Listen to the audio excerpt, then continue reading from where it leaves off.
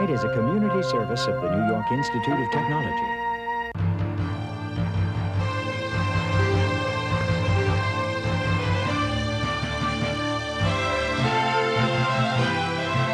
Covering the news of Nassau and Suffolk County's Long Island News Tonight with Ken Eckhart, Carol Pack, and the award-winning LI News team.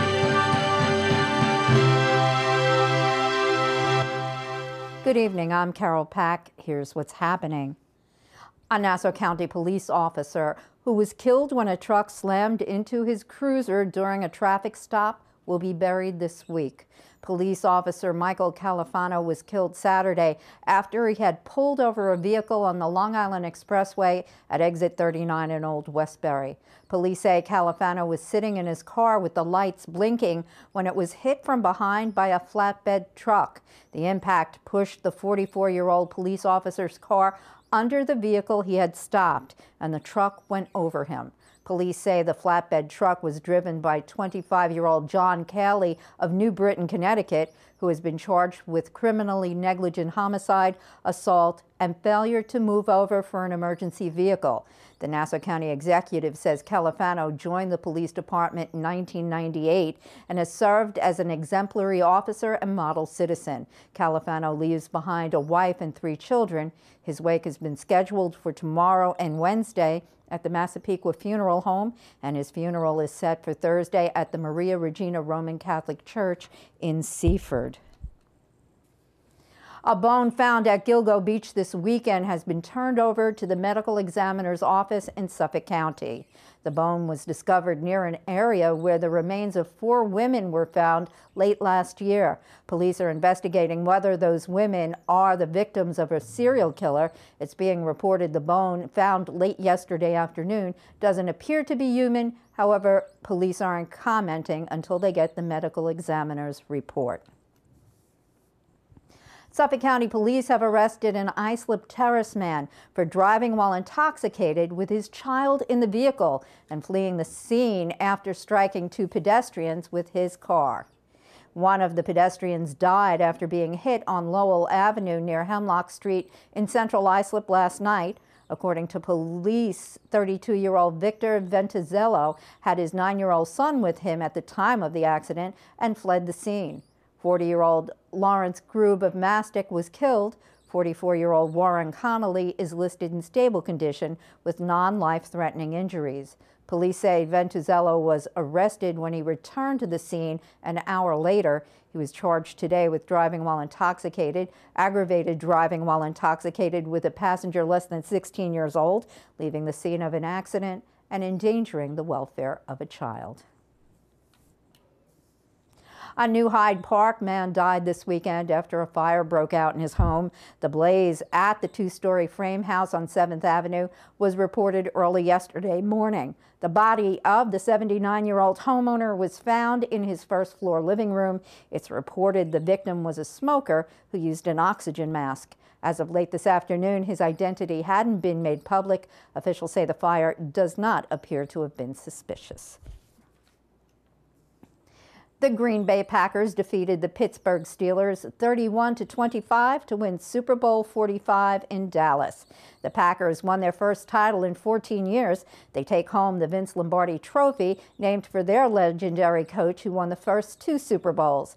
Packers quarterback Aaron Rodgers was named game MVP, throwing for 304 yards and 3 touchdown passes. The Packers are 4-1 all-time in Super Bowls and hold a league record for 13 NFL championships. Hundreds of people who bought $800 tickets didn't have seats for the game because construction of their temporary seats wasn't ready in time, so instead they either watched the game in standing room sections or on monitors inside the stadium.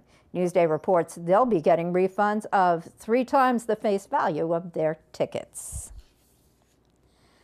And like they did with Whitney Houston and Jennifer Hudson before her, Christina Aguilera has some people talking today about her performance of the national anthem before the Super Bowl, except in her case, it wasn't a compliment. She had trouble with the words, mixing up parts of the lyrics.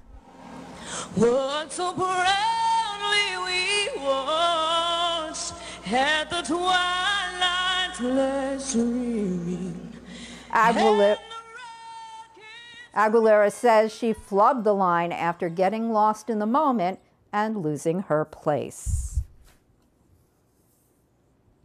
In the Super Bowl of advertising, Eminem was everywhere. Roseanne Barr took a big hit from a log, and Joan Rivers became a GoDaddy girl. It was hard to get through a commercial break during the first half of Super Bowl 45 without seeing an automobile commercial. One early hit was a Volkswagen ad that showed a boy in a Darth Vader costume trying to use the Force on objects, including a Volkswagen Passat. The commercials wooed 100 million plus viewers at a cost of $3 million per 30 seconds. If you've been feeling a little down this winter, you may be suffering from a form of depression caused by the absence of sunlight. However, as Tanya Carvalho reports, there are some steps Long Islanders can take to improve their mood. We've already had our share of freezing temperatures and record number snowfall this winter. And if you find yourself feeling depressed lately, you can thank Mother Nature for that. You might just have a case of the winter blues, clinically known as seasonal affective disorder. Usually, when people do struggle with seasonal affective disorder, they feel overwhelmed. They feel lacking the ability to enjoy their regular activities, or they feel low in energy. According to the Mayo Clinic, some other symptoms include experiencing feelings of depression, hopelessness, anxiety, social withdrawal, oversleeping, changes in appetite, weight gain, and difficulty concentrating. According to Dr. Hudamovich, 1 in 20 Americans struggle with seasonal affective disorder, and most of the time they don't even know they have it. Just like depression, sometimes it can be fairly insidious, and its onset takes time over weeks and days, and you really don't see the change, and you never stop to think, oh, but that's not me. He says this type of depression is more prominent during the winter months in northern parts of the country. But luckily, this disorder is treatable. But in general, trying to be more active, spending more time outdoors where you're going to be exposed to the natural daylight, although it's shorter than in the summer, definitely helps. Other treatments include over-the-counter drugs like melatonin and bright light therapy. In general, doctors say if you find yourself struggling to get through the day, then you should seek medical attention. In East Meadow, Tanya Carvalho, LI News Tonight. U.S. stocks rose today as a flurry of merger news and solid earnings boosted investors' confidence. The Dow closed up 69.25 points. The Nasdaq closed up more than 14.5 points, and the S&P 500 is up more than 8 points. Stay with us. We'll have more news and weather right after this as NYIT LI News Tonight continues.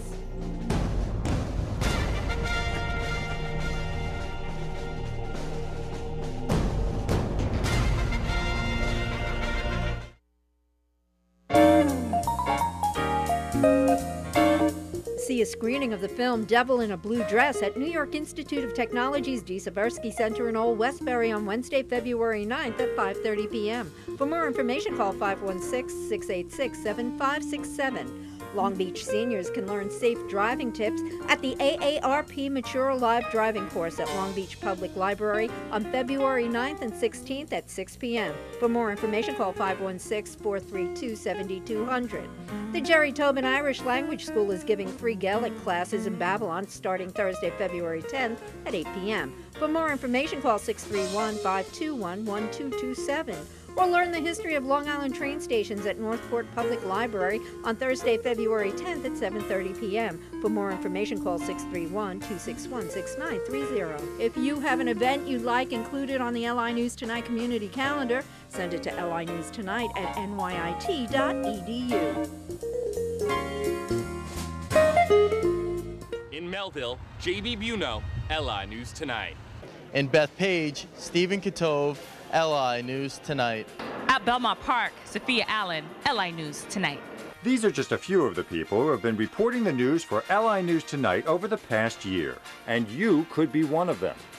Television news is an exciting and challenging career that could put you in the middle of what's happening and in touch with the people who are making the news. A career in television news journalism can offer you the opportunity to work as a reporter, camera person, or videotape editor, or any number of behind-the-scenes jobs, including producing or manning the assignment desk. And it's a career that can be yours by joining the LI News Tonight news team. Produced at studios on the campus of the New York Institute of Technology, LI News Tonight offers television news internships that can earn you college credits and the possibility of being on the air in just a few weeks. LI News Tonight has been the jumping-off point for many local and national news professionals, and you could be next. Call 516-686-7952 for more information on how to enroll for LI News Tonight, and let us put you on the air. Egypt's embattled regime has decided to give government employees a 15% raise in salaries and pensions as it seeks to bolster support amid mass protests demanding President Hosni Mubarak's ouster. Today's decision came during the first cabinet meeting since the crisis erupted 2 weeks ago. The country's finance minister says about $960 million will be allocated to cover the increases, which will take effect in April for the government's 6 million employees.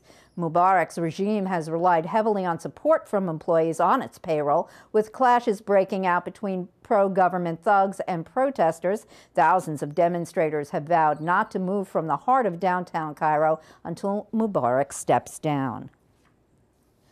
Pro-democracy demonstrators in Algeria say they'll go ahead with a planned march through their country's capital despite a ban by authorities. The Saturday march is organized by groupings of unions, youth organizations, and opposition politicians in the North African country in what seems to be an attempt to mimic the uprising in neighboring Tunisia and protests in Egypt. Organizers are demanding an end to the state of emergency that's been in place for almost 20 years and are also calling for political change. Authorities don't allow such marches in the capital, but say they'll offer to let the group hold a rally in one of Algiers' meeting halls. The president of the Algerian Human Rights Defense League insists the march will go ahead.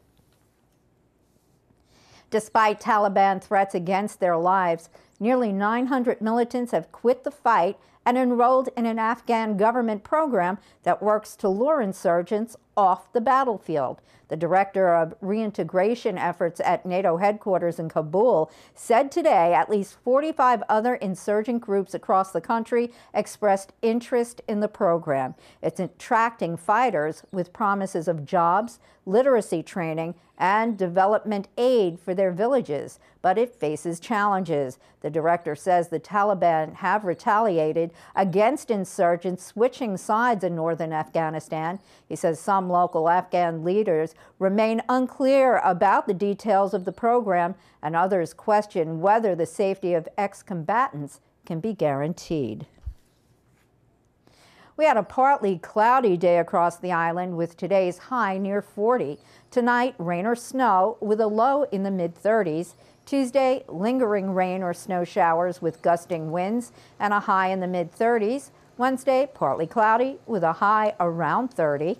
Thursday, partly sunny and cold with a high in the mid-20s. And the outlook for Friday, mostly sunny with a high around 30. And that's it for NYIT LI News Tonight. I'm Carol Pack. Thanks for watching. We'll see you again tomorrow. Have a good night.